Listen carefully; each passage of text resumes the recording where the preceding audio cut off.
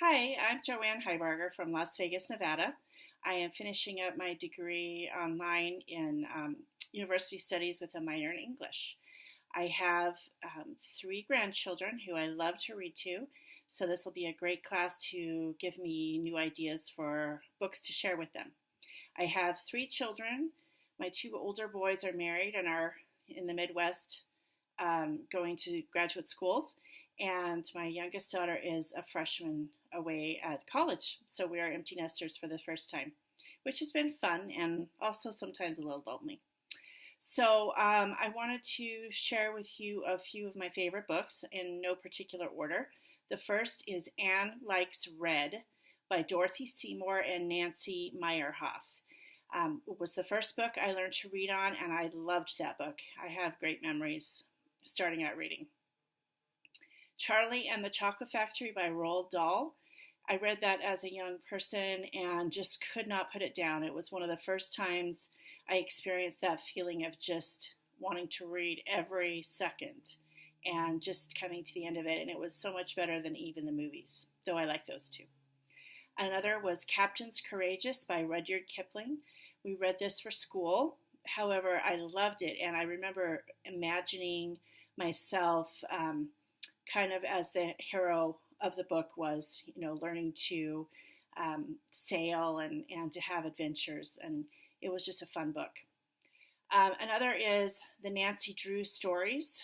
The reason I chose this is because my mom read them when she was a youngster, and she gave them to me when I was probably a tween or a little earlier. And I remember taking them on vacation, taking them everywhere, and it just gave me a great connection to my mom. And my mom has since passed away, so it's good to have that connection. Cranberry Thanksgiving by Wendy Devlin is another that I have really enjoyed. It's a book that our family still reads every Thanksgiving. And it's about this old man who a girl befriended, and she invited him to Thanksgiving dinner against the wishes of her grandmother, and her grandmother thought he was going to steal their famous family recipe for cranberry bread. And it kind of gave me the idea that we should have a famous family recipe too. So I kind of acted that out, and we still read it every Thanksgiving. Even my grown kids like it. Another is The Witch of Blackbird Pond by Elizabeth George Spear.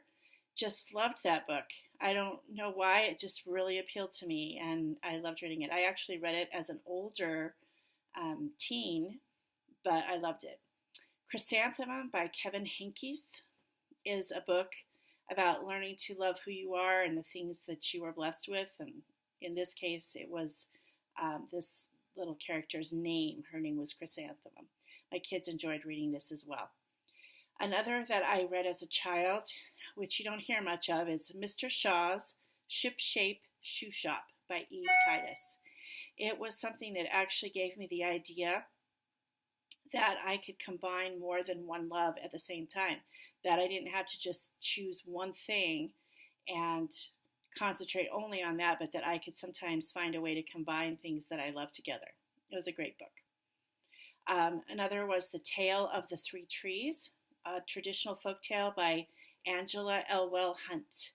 And I just remember reading that. It's a story about Christ, basically, and it just really touched me. People read it around Easter time, but I loved it. So check it out with your family if it gets close to Easter time and you want something different that you haven't tried. And the last one I chose was The Man Who Didn't Wash His Dishes. Maybe that's because I'm a procrastinator sometimes at dishes too, but my kids and I loved reading it together, and we would talk about what would happen if we never cleaned up after ourselves or if we didn't wash our dishes. And it was just such a fun book with a fun ending that I actually wish could happen. So if you don't know how the ending goes, you'll have to read it to find out. Anyway, I look forward to this class. It's going to be a lot of fun. And already I have been exposed to so many children's books that I didn't even know about. And now I'm excited. I want to read them all. In fact, I sometimes like kids' books better than I like adults' books. So anyway, thanks so much, everybody. Hope you have a great semester.